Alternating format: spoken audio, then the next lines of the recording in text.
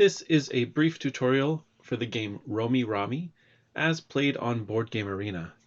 Romi Rami is a set collecting contract fulfillment game where you are pulling cards from the table, attempting to fill contracts, hoping to score the most points by the end of the game. On your turn, you start out with a hand of cards, of 3 cards.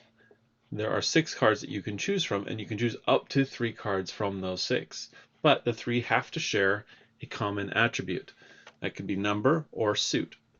So in this case, I could take both 1s, I could take both 2s, or I could take up to 3 of the hearts. I could also take the single clover or cherry, but you can only take up to 3 of the same type of card. After you've taken cards, you have the opportunity to fulfill any one of these 4 contracts.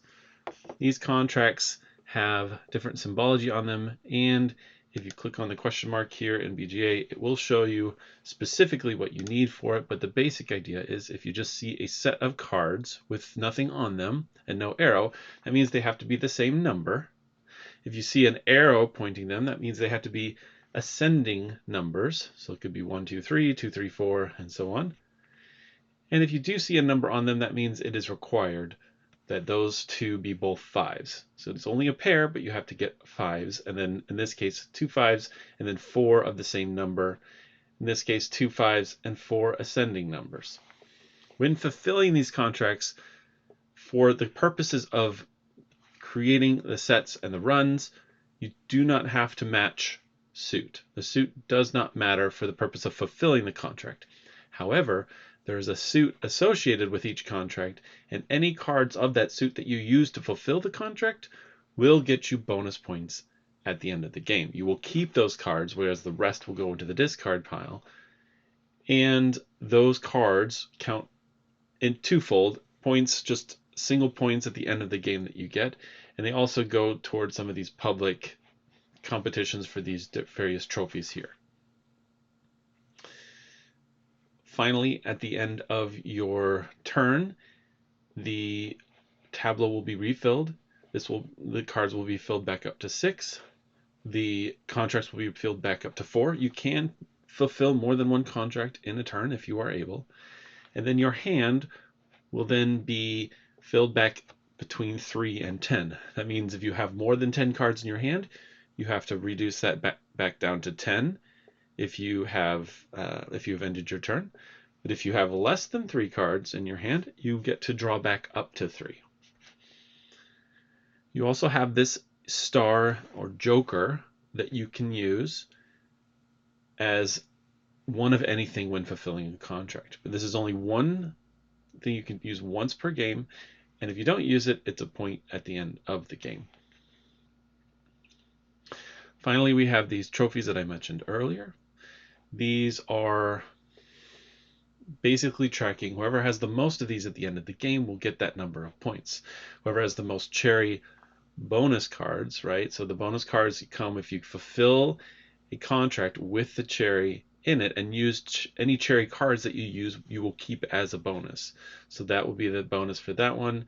For the hearts, here it's just for these others, it's tracking any 4 card combos that you have. So I think either the 4 or the runs would count for that, and then tracking then whoever has the most 5 card combos, that at the end will get those. And this is tracked here on the side very nicely by BGA. You can see everyone where they are at in terms of how many they have. The only thing that you won't see is the number of bonus cards they have. It will show it at 0 at the beginning, but as people collect them, then they will it will not show what those bonuses are or how many bonus cards they have. And so that's a bit of unknown in terms of how many points will be given at the end of the game. The game goes until someone completes 5 contracts. As soon as that happens, the round is completed and the game ends, and then you score points. You score points every time that you fulfill a contract. So this one is worth 5, 4, 2, 3, or 2 and 5, and so forth, and we'll continue to refill those. You score points for the bonus cards, remember, for matching the suit when you fulfill the contract. You score points for these trophies at the top. You score points if you have this joker at the end. And then whoever has the most points is the winner. Hope this was helpful. Let's walk through a couple of turns just to kind of see how that plays out. So this person just took 3 cards. They didn't fill any contracts. And now they have 6 cards in hand. And they were all 3 hearts. Those are refilled.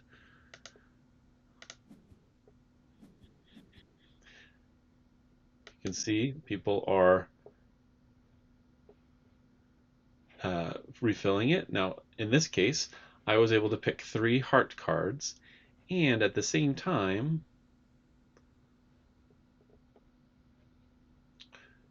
able to fill.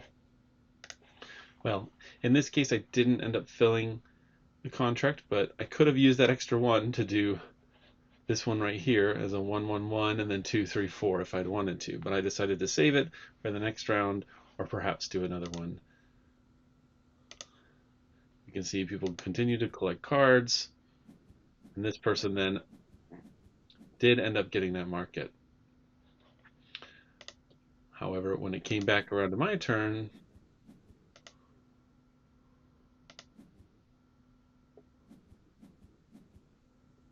I was able to choose these 3 ones and ended up getting this with 1-1-1-1-1 and then 2-3-4. And note that it was a 9-point contract and I used a bunch of hearts, which gave me several extra bonus points at the end and bonus points towards that heart trophy at the end. As you can see, there's some reasons you might want to look and see what you can do. You want to keep track of those suits. So I have now 5 extra points here because of those hearts and whatever you can find in terms of contracts. And now I have also less than 1 card, so at the end of my turn, while those are refilled, I draw back up to 2 or to 3. Again, we play, and when cards run out, the cards will just continue to recycle into it.